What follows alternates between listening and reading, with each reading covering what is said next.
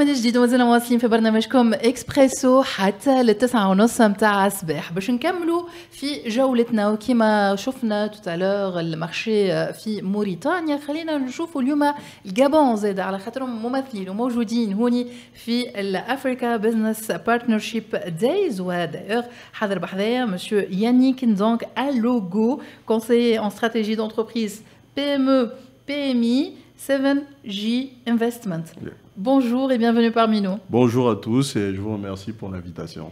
Alors, le Gabon est présent pour participer à ces Africa Business Partnership Days.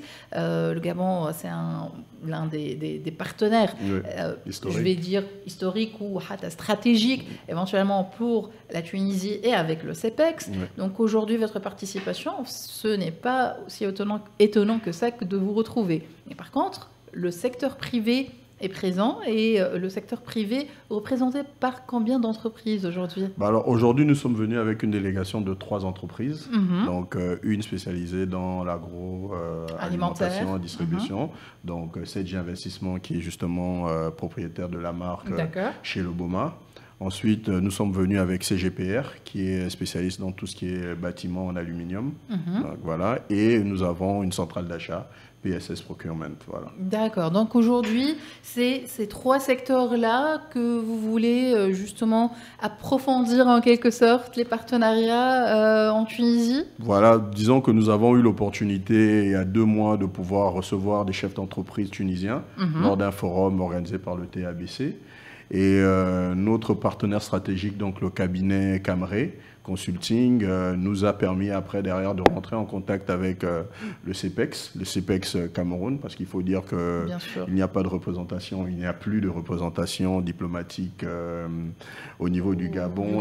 L'ambassade a été fermée. Mais vous vous débrouillez bien alors avec le Cameroun. Voilà. Et donc, ça n'a pas empêché justement non, au contraire, de développer le partenariat. Voilà. Au contraire, justement, on a été très surpris de la promptitude et la réactivité du monsieur référent, monsieur Kamel, du CEPEX, qui nous a vraiment pris en main, pris en charge dans tout ce qui est formalité. Et il nous a permis d'être aujourd'hui à ces journées qui sont très, très, très intéressantes pour nous. Justement, intéressantes pourquoi? Parce que je sais très bien que, par exemple, pour aujourd'hui, il va y avoir que, par exemple, aujourd'hui, c'est des visites sur site. C'est le 2e jour, c'est des visites déjà pour des entreprises sur site pour faire un peu plus ample connaissance, connaître un petit peu le fonctionnement de nos entreprises.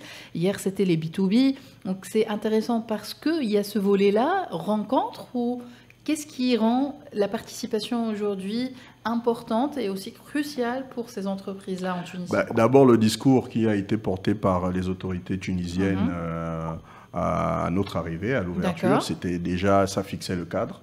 Et c'était très intéressant de se sentir justement accueilli, et surtout dans son pays, un pays frère, et où les ouvertures sont clairement définies, et l'axe est clairement défini par monsieur le ministre du Commerce. Donc ensuite, nous avons donc eu la rencontre B2B, avec plusieurs entreprises qui ont joué le jeu, il faut le dire, de venir nous rencontrer, de venir vers nous, parce que vous savez, quand on arrive comme ça, il y a toujours un peu un stress au démarrage, la peur, voilà. Mais nous avons été vraiment accueillis par ces entreprises qui sont venues se présenter à nous, qui n'ont pas arrêté d'enchaîner à présenter leur business dans le cadre de nouer des partenariats avec nous, des entreprises du privé gabonaises. Donc, nous avons fait des échanges très fructueux. Nous avons fait des échanges de cartes de visite, donc de réseau, c'est un réseautage énorme. Je pense que l'objectif de ce genre de forum, de journée, c'est vraiment déjà de permettre un réseautage. Et dès qu'il y a le réseautage, après, c'est l'ouverture du possible. Aujourd'hui, nous avons donc les rencontres sur site, où nous allons discuter, faire des échanges de bonnes pratiques, regarder, parce que comme vous le savez, la Tunisie est quand même déjà avancée, propulseur par rapport à nous, le Gabon. Donc parler d'un modèle simplement sans voir sur site, c'est pas toujours facile, mais là nous avons l'opportunité de pouvoir aller dans des usines, voir des centrales d'achat, discuter avec des directeurs pour vraiment passer à la partie pratique des signatures, après derrière, qui seront très fructueux.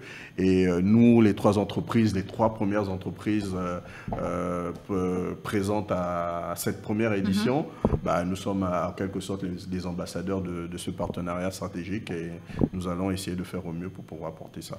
Donc, vous parlez justement d'une opportunité pour les entreprises du Gabon, gabonaises, mais également tunisiennes. Et vous dites qu'aujourd'hui, passer au volet un petit peu pratique, on va dire, ne pas se limiter aux rencontres B2B, ça compte énormément pour vous, pour pouvoir justement échanger les bonnes pratiques, pour pouvoir améliorer un petit peu et aboutir vers un partenariat stratégique. Aujourd'hui, quels sont, selon vous, justement, les atouts que vous cherchez sur le marché tunisien? Certainement, il y a des choses qui ont fait que vous soyez ici en Tunisie et non pas dans un autre pays, peut-être.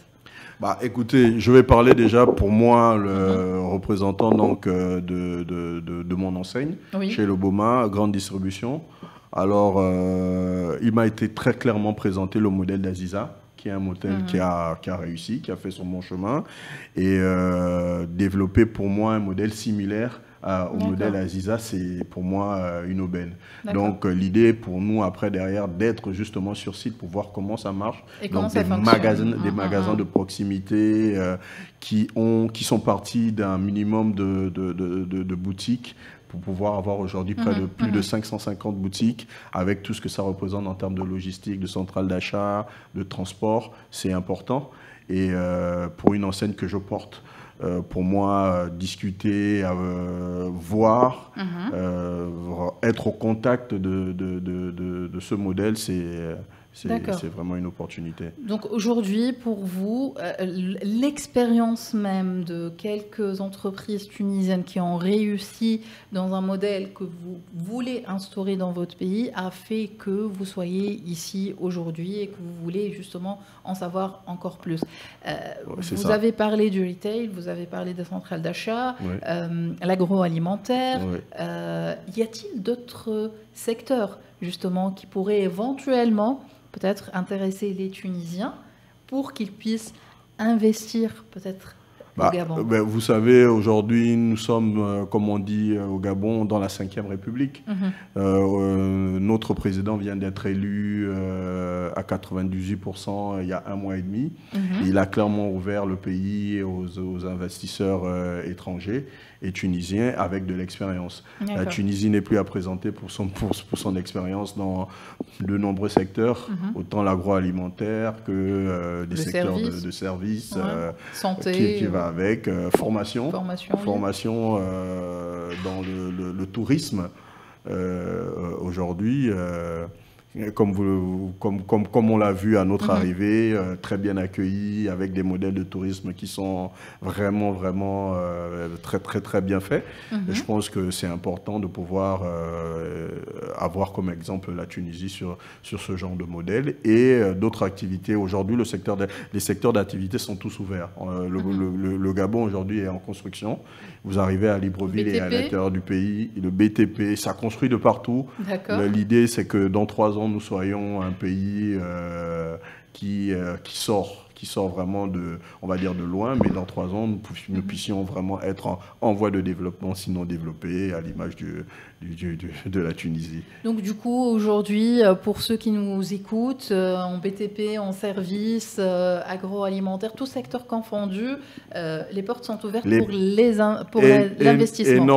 Énormément. C'est un appel à venir au Gabon actuellement. Tout est ouvert, les investisseurs, faire des prospections, discuter avec des chefs d'entreprise, justement. Y a-t-il des secteurs stratégiques et prioritaires peut-être? La route, le BTP déjà, parce que l'idée, après derrière, il y a la santé aussi, et la Tunisie est connue pour son modèle de santé, voilà. Et après, il faut pouvoir manger, donc l'agroalimentaire. Dès qu'on a réussi déjà à cadrer ces 3-là, vous savez, après, dès qu'il y a la route, c'est qu'il y a des opportunités pour pouvoir lutter contre la vie chère, donc c'est la logistique, les bâtiments, la construction, l'énergie. L'énergie aussi est très, très ouverte avec des modèles de durabilité en énergie solaire. S'il y a des entreprises qui sont connues et réputées au niveau de la Tunisie dans ça, on est en pleine transition énergétique justement avec des entreprises qui investissent. Donc du coup, vous nous disiez que pour le Gabon, aujourd'hui également, mis à part le BTP, ce serait bien d'allier ça avec la transition énergétique également. Donc, énergie verte, énergie responsable. Donc, aujourd'hui, peut-être que l'appel est lancé. Et pour les entreprises et les PME et les grandes entreprises dans ce secteur-là, pour investir au Gabon, comme vous le dites, finalement, les portes sont ouvertes. Il y a un petit mot que j'ai vraiment retenu parce que vous avez insisté justement, vous avez dit la formation. Et la formation, je pense que là, c'est une clé, l'une des clés aujourd'hui quand on parle de partenariat entre deux pays. Donc aujourd'hui, la formation, vous la voyez comment est-ce que vous voyez que ça peut se concrétiser? Est-ce qu'on parle de formation continue? Est-ce qu'on parle de retour d'expérience? Comment est-ce que vous voyez la chose? Vous savez, on peut stratifier ça à tous les niveaux. Je vais encore parler un peu de mon cas. Je dois rencontrer sur Monastir demain un centre de formation appelé Hannibal, justement pour pouvoir mettre sur la table des questions de formation dans la grande distribution. Parce qu'au Gabon, on a des enseignes et le secteur des distributions, pour les Gabonais qui y travaillent, c'est un peu, on va dire, un second métier. Alors l'idée, c'est que si vous voulez développer, il faut d'abord former. La ressource humaine, lorsqu'elle est formée, et après, en stratifiant, on a des formations en retour d'expérience, des masterclass, des échanges, des coachings en management de leadership qui sont faits. Moi-même, je sors d'une formation avec un coach tunisien, M. Kanish Abdelmonen, qui m'a justement formé en leadership et en management d'équipe. Et c'est au sortir de là que je suis capable aujourd'hui de pouvoir essayer justement d'aller signer avec des centres de formation tunisiens.